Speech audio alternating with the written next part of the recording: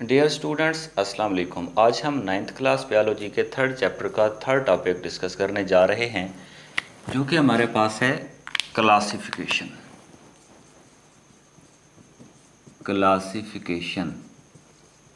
Dear students, सबसे पहले हम देखते हैं कि what is classification. Last topic में हम डिस्कस कर चुके हैं कि क्लासिफिकेशन एक ऐसा मेथड है जिसमें हम जानदारों को ग्रुप्स में और उनके सब ग्रुप्स में तकसीम करते हैं। तो हम यहाँ पर लिख सकते हैं कि classification is method of grouping of organisms. जानदारों की ग्रुपिंग को हम क्लासिफिकेशन कहते हैं। तो डियर स्टूडेंट्स, अगर हम क्लासिफिकेशन की बात करें तो हमारे पास बड़े बड़े ग्रुप्स हैं ऑर्गेनिज्म के, और उन बड़े बड़े ग्रुप्स को हम किंगडम्स कहते हैं। बहुत बड़े बड़े ग्रुप्स ऑफ ऑर्गेनिज्म जो हमारे पास हैं उनको हम किंगडम्स कहते हैं। तो इस हवाले से हमारे पास 3 किस्म के किंगडम्स हैं जो कि हमने 9th क्लास में डिस्कस करने हैं। उन किंगडम्स की अगर हम बात करें तो उसमें पहला हमारे पास जो किंगडम है वो है टू किंगडम क्लासिफिकेशन। उसके बाद डियर स्टूडेंट्स, अगर हम दूसरे की बात करें तो हमारे पास है, जो कि हमने 9th क्लास में डिस्कस करना है, वो है थ्री किंगडम क्लासिफिकेशन सिस्टम। और अगर हम थर्ड की बात करें तो वो हमारे पास है फाइव किंगडम क्लासिफिकेशन। तो डियर स्टूडेंट्स, ये हमारे पास 3 किस्म के किंगडम क्लासिफिकेशन सिस्टम्स हैं, और इनमें से आज के इस लेक्चर में हम ये फर्स्ट 2 जो हैं हम उनको डिस्कस करेंगे, यानी कि 2 किंगडम क्लासिफिकेशन सिस्टम को और 3 किंगडम क्लासिफिकेशन सिस्टम को।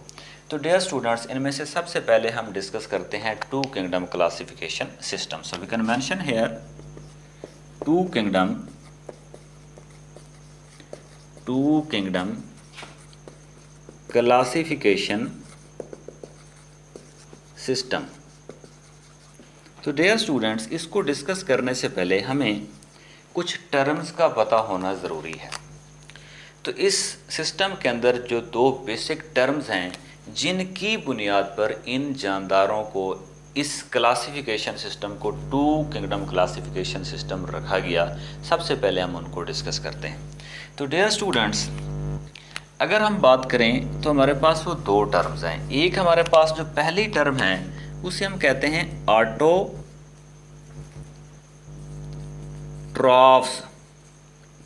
तो सबसे पहले हम देखते हैं कि ये ऑटोट्रॉफ्स क्या होते हैं।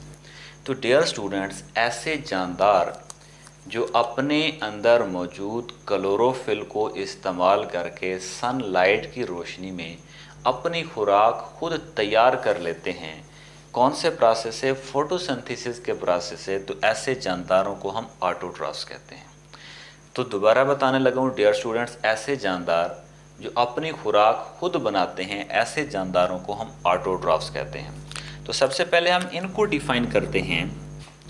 The organisms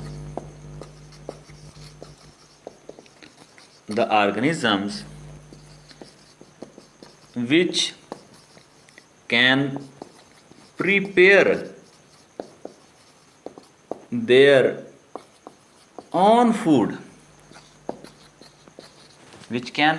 their own food are known as autotrophs। यानी कि ऐसे जानदार जो अपनी खुराक खुद बनाते हैं, ऐसे जानदारों को हम ऑटोट्रॉफ्स कहते हैं। तो डियर स्टूडेंट्स, हमारे पास कौन से ऐसे ऑर्गेनिजम्स हैं जो अपनी खुराक खुद बनाते हैं? क्या जानवर अपनी खुराक खुद बना सकते हैं? नहीं बना सकते। क्या ह्यूमन अपनी खुराक खुद बना सकते हैं? नहीं बना सकते। क्या प्लांट्स अपनी खुराक खुद बना सकते हैं? जी हाँ, प्लांट्स अपनी खुराक खुद बना सकते हैं। तो इट मीन्स हमारे पास प्लांट्स का, जितने भी प्लांट्स जो कि फोटोसिंथेसिस कर सकते हैं, जितने भी ऑर्गेनिज्म फोटोसिंथेसिस कर सकते हैं, उन तमाम ऑर्गेनिजम्स को किंगडम प्लांटी के अंदर रखा गया। तो इट मीन हमारे पास एक किंगडम का नाम आ गया जिसे हमने क्या नाम दिया, kingdom plantae. So we can mention here kingdom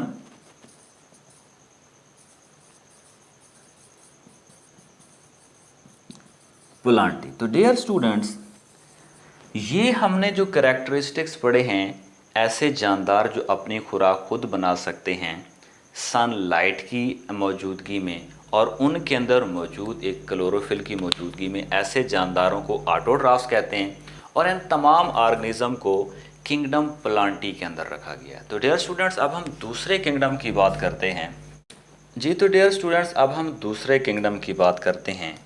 उनमें से हमारे पास एक टर्म है जिसे हम कहते हैं हेटेरोट्रॉफ्स। तो डियर स्टूडेंट्स, ये हेटेरोट्रॉफ्स ऐसे जानदारों को कहा जाता है जो अपनी खुराक खुद नहीं बनाते बल्कि बनी बनाई खुराक को खुराक के तौर पर इस्तेमाल करते हैं, फूड के तौर पर इस्तेमाल करते हैं। ऐसे जानदारों को हम हेटेरोट्रॉफ्स कहते हैं। जैसे कि ह्यूमन है, हम अपनी खुराक खुद नहीं बना सकते बल्कि प्लांट से बने बनाई खुराक लेते हैं। तो इसके लिए हम यहाँ पर लिखते हैं the organisms which cannot make their own food। ऐसे जानदार जो अपनी खुराक खुद नहीं बना सकते, ऐसे जानदारों को हम हेटेरोट्रॉफ्स कहते हैं। जिसमें जितने भी वर्ल्ड के अंदर एनिमल्स हैं उन तमाम को हम किंगडम एनिमेलिया में रखते हैं, चूँकि वो अपनी खुराक खुद नहीं बना सकते। तो इस वजह से हम क्या कहेंगे कि all the autotrophs are present in the kingdom animalia. तो ये हमारे पास जो हेटेरोट्रॉफ्स का कैरेक्टरिस्टिक्स है, ये किसके अंदर आता है, किंगडम एनिमेलिया के अंदर। तो हम लिख सकते हैं कि पहला किंगडम हमारे पास प्लांटी था और दूसरा हमारे पास जो किंगडम है किंगडम एनिमेलिया। इट मीन हमारे पास टू किंगडम सिस्टम के मुताबिक दो किंगडम हैं, एक किंगडम प्लांटी और दूसरा किंगडम एनिमेलिया। तो किंगडम एनिमेलिया के अंदर जितने भी जानवर हैं वो इसके अंदर आते हैं जो अपनी खुराक खुद नहीं बना सकते, और जितने भी प्लांट्स हैं वो इसके अंदर आते हैं। उसके बाद हमारे पास हैं ये जो टू किंगडम क्लासिफिकेशन सिस्टम है, ये फेल क्यों हुआ। बहुत सारे साइंटिस्ट ने, बल्कि जितने भी बायोलॉजिस्ट हैं, उन्होंने इसको एक्सेप्ट नहीं किया। क्यों? तो अब हम इसके लिखते हैं फ्लॉज, यानी कि इनको एक्सेप्ट क्यों नहीं किया गया। तो इसकी सबसे पहली जो रीज़न है डियर स्टूडेंट्स, कि इसके अंदर प्रोकैरियोट्स एंड यूकैरियोट्स के दरमियान कोई डिफरेंस नहीं बताया गया। तो डियर स्टूडेंट्स, ये पहला इसके अंदर फेलियर जो है टू किंगडम क्लासिफिकेशन सिस्टम का, वो ये है कि इसके अंदर प्रोकैरियोट्स का और यूकैरियोट्स का डिफरेंस नहीं बताया गया। अब हमने देखना है कि प्रोकैरियोट्स क्या होते हैं और यूकैरियोट्स क्या होते हैं। तो डियर स्टूडेंट्स, हम कंसीडर करते हैं कि हमारे पास एक ये सेल है जानदार का और हमारे पास ये कोई दूसरा सेल है। तो डियर स्टूडेंट्स, ऐसे ऑर्गेनिजम्स जिनके सेल में न्यूक्लियस मौजूद होता है, उन तमाम जानदारों को हम यूकैरियोट्स कहते हैं, यूकैरियोट्स, और उन सेल्स को हम यूकैरियोटिक सेल्स कहते हैं। ऐसे सेल्स, ऐसे जानदार जिनके सेल्स में न्यूक्लियस नहीं होता, उनको हम प्रोकैरियोट्स कहते हैं, प्रोकैरियोट्स। तो उम्मीद है आपको पता चल गया होगा कि प्रोकैरियोट्स और यूकैरियोट्स में कौन सा डिफरेंस होता है, जबकि टू किंगडम क्लासिफिकेशन सिस्टम के मुताबिक इसके डिफरेंस को नहीं बताया गया। तो ये इस टू किंगडम क्लासिफिकेशन सिस्टम का पहली वजह थी जिसकी वजह से ये फेल हुआ। उसके बाद हमारे पास दूसरा जो इसका फेलियर है वो ये है कि इसके अंदर यूग्लिना को नहीं रखा गया, इसमें यूग्लिना के लिए कोई जगह नहीं थी। कैसे? उसकी रीज़न ये थी कि यूग्लिना एक ऐसा ऑर्गेनिज्म है जो कि प्लांट लाइक भी एक्ट करता है और एनिमल लाइक भी एक्ट करता है। तो हम लिखते हैं यूग्लिना। तो डियर स्टूडेंट, ये एक ऐसा जानदार है जो कि ये प्लांट लाइक भी है,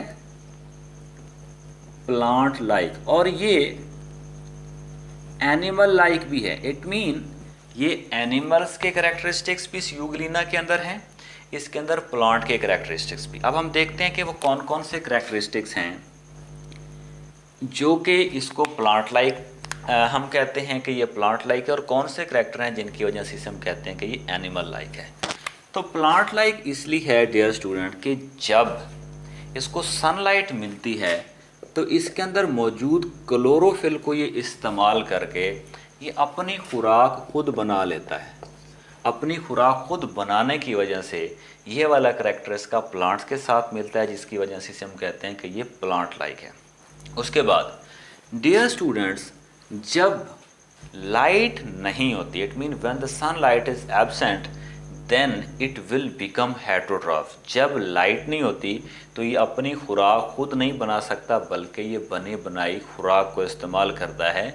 तो इस वजह से इसे हम कहते हैं कि ये एनिमल लाइक है। क्यों? क्योंकि ये हेटेरोट्रॉफ है, हेटेरोट्रॉफ।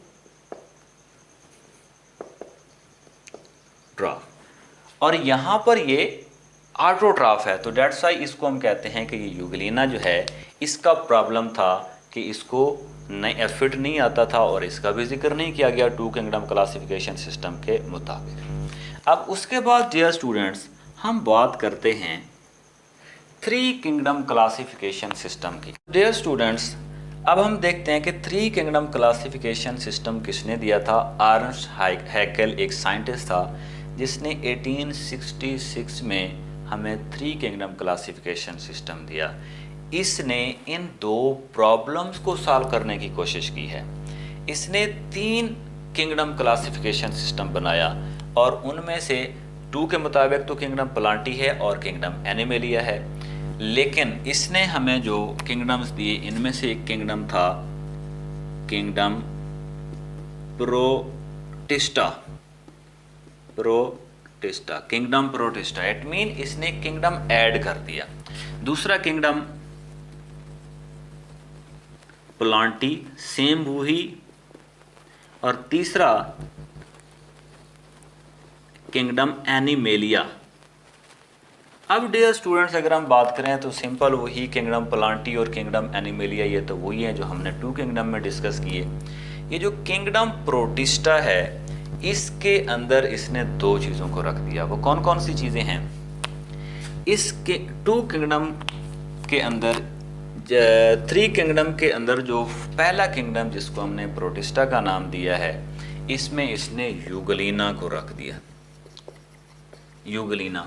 और इसके साथ साथ फंजाई को भी इसने इसी में रख दिया, फंजाई। उसके बाद किंगडम प्लांटी के अंदर वैसे ही पहले वाले जितने भी प्लांट्स जो हमने डिस्कस किए हैं, और किंगडम एनिमेलिया में सारे के सारे एनिमल्स आ गए। तो इसने ये जो यूग्लिना का प्रॉब्लम था उसको सॉल्व किया और एक किंगडम प्रोटिस्टा ऐड कर दिया, जिसमें इसने यूग्लिना और फंजाई को रख दिया। लेकिन इसने भी प्रोकैरियोट्स और यूकैरियोट्स को डिफरेंशिएट नहीं किया। तो अब ये तो वही हैं जो हमने डिस्कस टू किंगडम में किया, और तीसरा किंगडम प्रोटिस्टा आ गया। अब इसके भी कुछ ड्रॉबैक हैं, इसके भी कुछ फ्लॉज हैं, इसके भी कुछ प्रॉब्लम्स हैं, उनको हम देखते हैं। तो डियर स्टूडेंट्स, बहुत सारे ऐसे बल्कि बहुत सारे क्या सारे जितने भी बायोलॉजिस्ट थे उनका ये ख्याल था उस वक्त कि जो फंजाई है ये ज़्यादा प्लांट्स के साथ मिलता जुलता है, तो इसलिए फंजाई को किंगडम प्रोटिस्टा में नहीं होना चाहिए था, बल्कि किंगडम प्लांटी में होना चाहिए था। तो हम लिखते हैं कि इसका जो पहला ड्रॉबैक है वो ये है कि मैनी साइंटिस्ट